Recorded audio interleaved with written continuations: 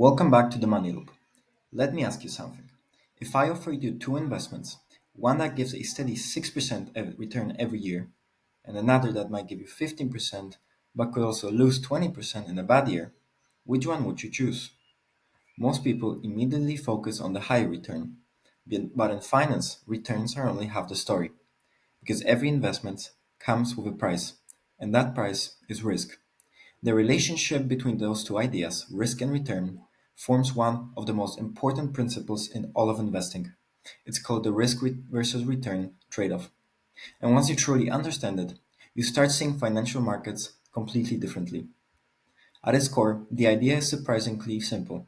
Higher returns usually require taking higher levels of risk, and lower risk investments usually offer lower returns. Why? Because investors need to be compensated for uncertainty.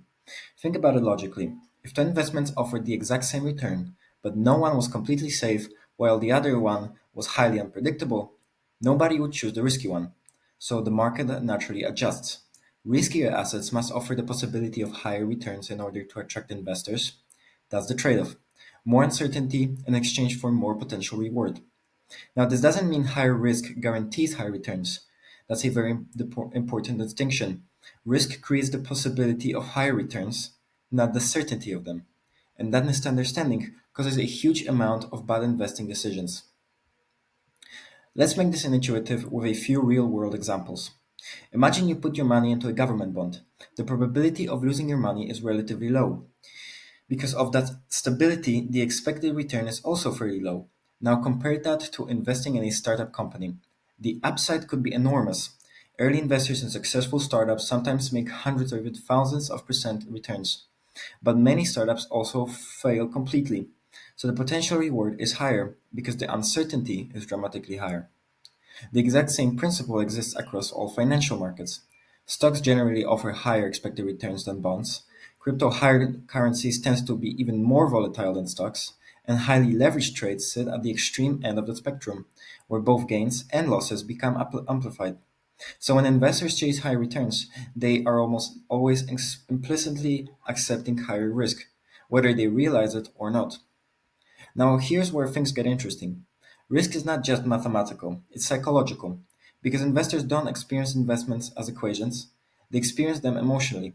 A portfolio that drops 40% during a market crash may still recover eventually, but many investors never stay invested long enough to see that recovery happen. They panic, they sell at the bottom, and they lock in losses permanently. This is why understanding your personal risk tolerance is so important. A strategy only works if you can actually stick with it during difficult periods, and that's harder than what most people expect. Everyone feels comfortable taking risk during bull markets, but true risk tolerance only reveals itself when markets become chaotic, when headlines turn negative, when volatility spikes, and when your portfolio suddenly starts moving against you. That's when the emotional side of investing becomes real. Now, here's one of the most important ideas in modern portfolio theory. You can sometimes improve returns without proportionally increasing risk, and that happens through diversification. Instead of putting all of your money into a single asset, you spread investments across different assets that behave differently. Why does this matter? Because not all investments move together at the same time. When one asset struggles, another may remain stable or even rise. That interaction smooths out the overall portfolio experience. And that is incredibly important because reducing extreme volatility helps investors remain disciplined. Diversification doesn't eliminate risk, but can create a far more efficient balance between risk and return. And that balance is exactly what portfolio management is all about. This idea eventually leads to something called the efficient frontier. And while the term sounds complicated, the intuition is actually very simple. Imagine plotting portfolios on a graph.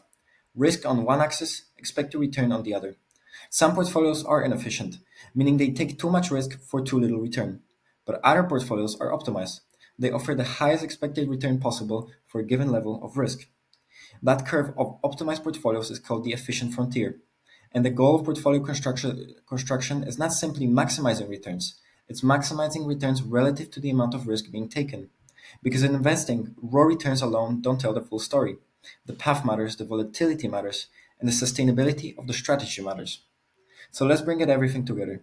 The risk versus return trade off is one of the most fundamental laws of investing. Higher returns generally require accepting greater uncertainty. Lower risk investments usually offer more stability but smaller rewards. And successful investing is not about blindly chasing the highest possible return, but it's about finding the balance between growth and risk that you can realistically live with over a long period of time. Because the best portfolio is one of the highest theoretical return. It's the one you can stay invested in consistently. That's the real change in investing. Not predicting markets, but managing risk intelligently enough to survive them. And that's exactly what we explore here at the Money Loop.